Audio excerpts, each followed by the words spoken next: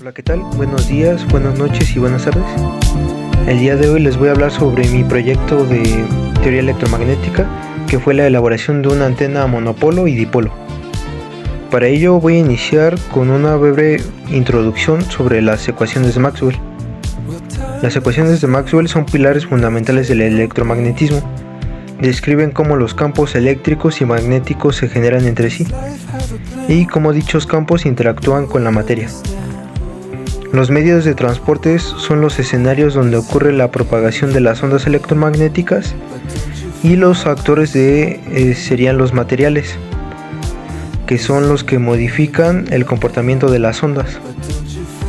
En otras palabras, las ecuaciones de Maxwell son como las leyes del tráfico para los campos eléctricos y magnéticos. Las constantes de permeabilidad, conductividad e impedancia son como las huellas dactilares de los materiales en el mundo del electromagnetismo. Nos permiten entender cómo interactúan los campos eléctricos y magnéticos con la materia y son fundamentales para el diseño y análisis de una amplia gama de dispositivos y sistemas. Permitividad eléctrica. Esta constante indica la facilidad con la que un material puede ser polarizado por un campo eléctrico. Permeabilidad. Similar a la permitividad, pero en relación con los campos magnéticos, indica la facilidad con la que un material puede magnetizarse. Conductividad. Esta constante describe la capacidad de un material para conducir corriente eléctrica. Impedancia. La impedancia es una medida de oposición que un circuito ofrece al flujo de corriente alterna.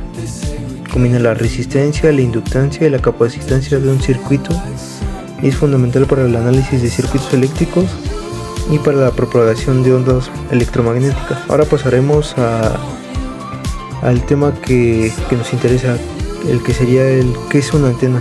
Según la doctora Elizabeth Fonseca, es una parte del sistema transmisor o receptor diseñada específicamente para radiar o recibir ondas electromagnéticas. Una antena es un dispositivo diseñado con el fin de emitir y o recibir ondas electromagnéticas hacia o desde el espacio exterior. Bueno, ahora voy a explicar las ecuaciones de Maxwell. Número 1. La ley de Gauss para el campo eléctrico. Esta ley nos dice cómo las cargas generan un campo eléctrico.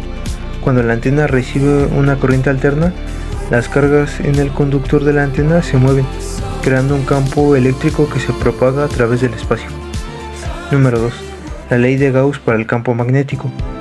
Esta ley nos dice que no existen los monopolos magnéticos, es decir, que no podemos tener un solo polo magnético.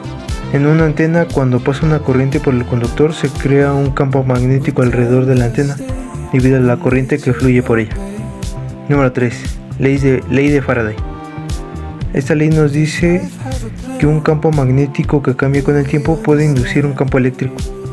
En una antena que es alimentada por corriente alterna puede un campo magnético variable que a su vez induce un campo, es decir, genera una onda. Esta es la base de cómo las antenas emiten ondas electromagnéticas.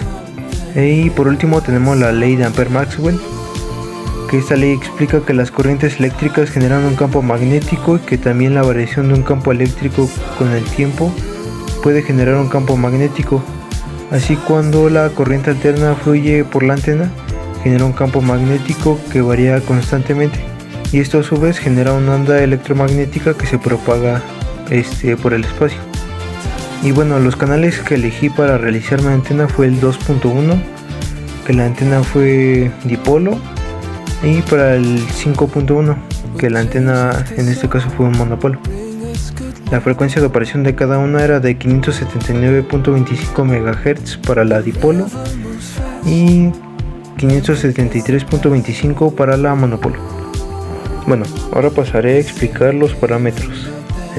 Cada antena tiene un cierto tipo de geometría y a partir de esta se identifican. Igual cada una tiene su frecuencia de operación, que es a la cual fue diseñada.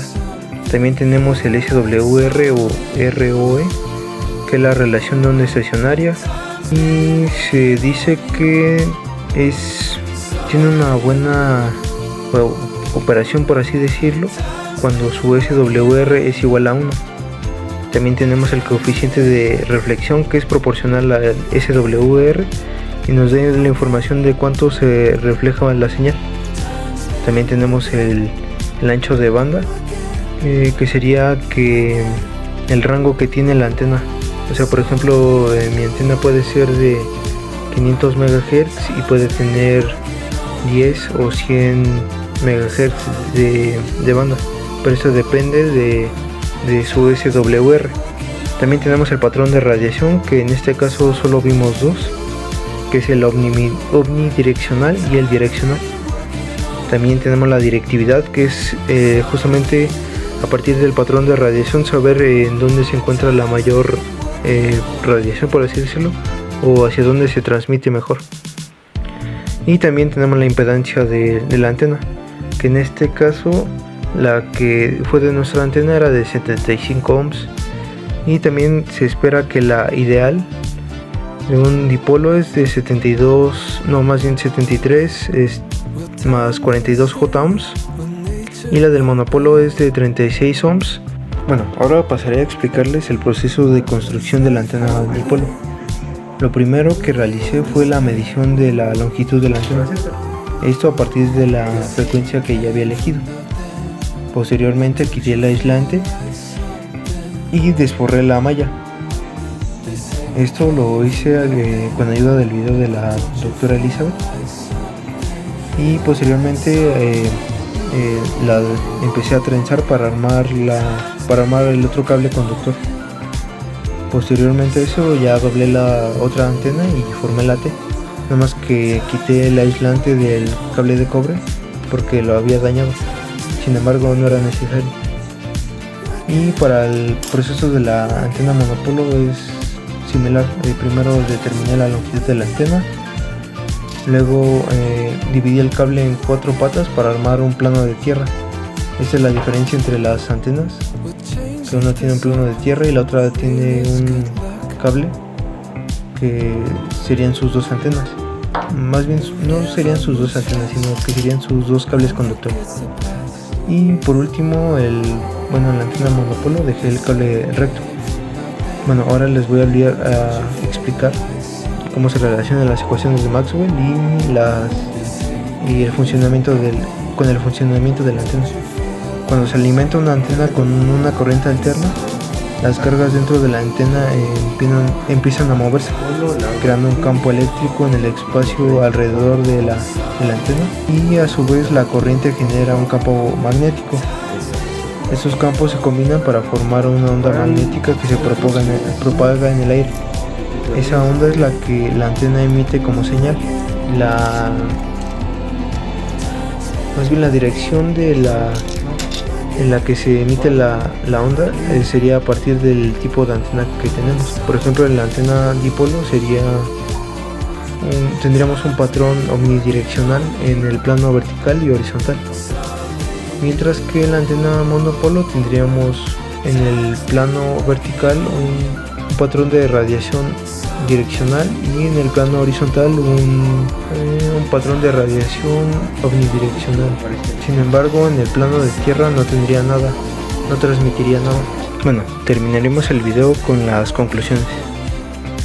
El proyecto fue un éxito, ya que se logró demostrar cómo las ecuaciones de Maxwell se aplican al funcionamiento de una antena, y cómo los parámetros clave como la frecuencia de operación, el SWR y la impedancia afectan las características de las ondas electromagnéticas emitidas.